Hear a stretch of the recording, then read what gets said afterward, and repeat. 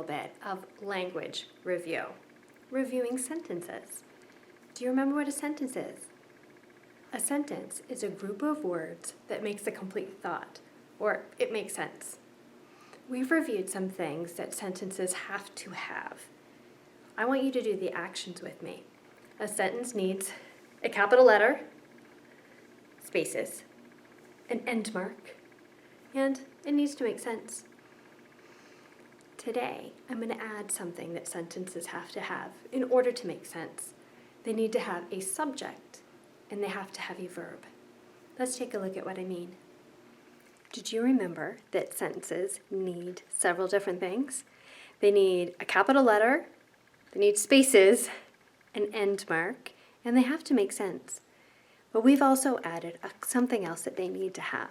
They must have a subject and a verb. The subject tells us what, who, or what the sentence is about. So let's take a look at this sentence. It says, Tenna smiled. Who smiled? Tenna. Tenna is our subject noun. What's being said about Tenna? Tenna smiled.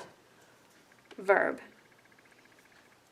Period, statement. It's a declarative sentence. That means it tells us something. I can make this sentence a lot longer as well. What would you add to this sentence? I'm going to take off the period and I'm going to say, Tenna smiled at me. Have you ever noticed that Tenna has a great smile? Let's look at our next sentence. Our next sentence is about, who is it about? That would be the subject of our sentence. Let's try to figure it out. Kylie cartwheeled. Who cartwheeled? Kylie. Kylie is our subject noun. What is being said about Kylie? Kylie cartwheeled. That's our verb. And then it ends with a period because it's a declarative sentence. What would you add to this sentence? I'm going to add Kylie cartwheeled around the gym.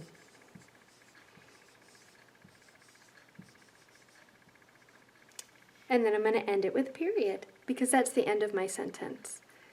Kylie cartwheeled around the gym. The sentence tells us who the sentence is about. It tells us what they did and even where. Let's take a look at this sentence. Does this sentence have a subject and a verb? Let's find out which one's which. Miles wrote. Who wrote? Miles. He's our subject noun. He's who the sentence is about. What's being said about Miles? Miles wrote. Verb. Do you see what I forgot? I forgot my period. This sentence doesn't have to be this short. We can add to it. I'm going to take away my period and write down, Miles wrote a wonderful story. And I'm not going to forget my period this time. We're going to look at our next chart. Let's say it together, and I want you to say them with me. Brr in bride, drr in drum, prr in pray, grr in grin, sm in smoke, sk in scat, sk in skate, sp in spade, cr in crab, tw in twins, spl in splash, spur in sprain, scr in scream, squ in squeak, sn in snack, sl in sleep, stir in stream, sw in swim. All right, do you have your piece of paper and a pencil? I'm going to have you write down sw as in swim. It's 2 letters. Which 2 letters say sw in swim? Did you write down SW? All right, I'm going to give you another one. But this one is going to have 3 letters. It's the sound spl. Spl as in splash.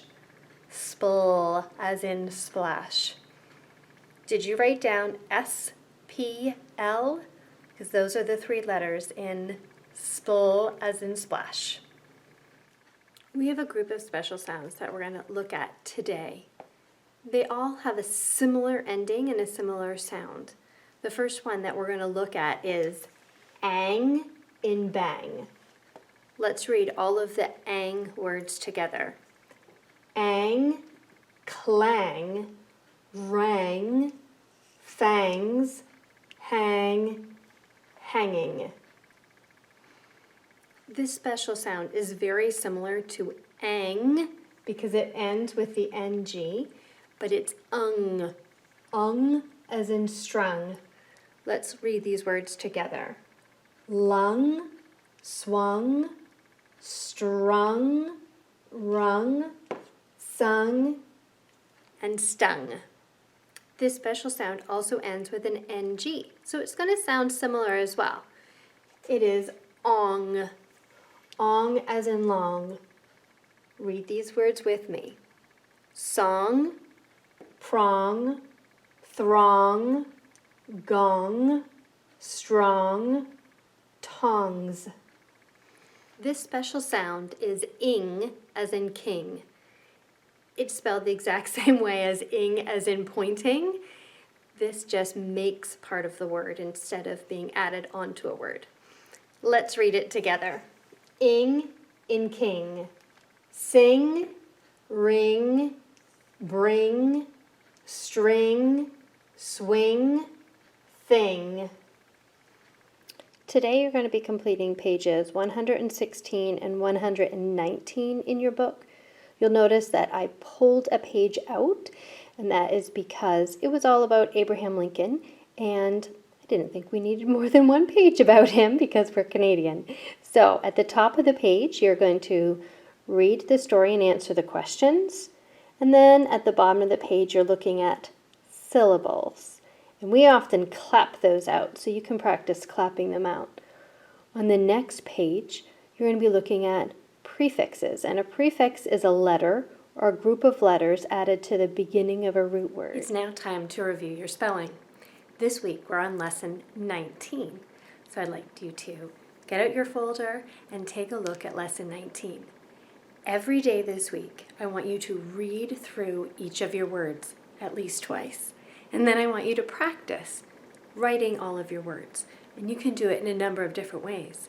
Maybe you want to practice using Scrabble tiles or magnetic letters. Maybe you want to write rainbow words with markers or crayons. Practice each of your words every day. I would like for you to take a lot of time today to read. Find a cozy chair and curl up and read a story.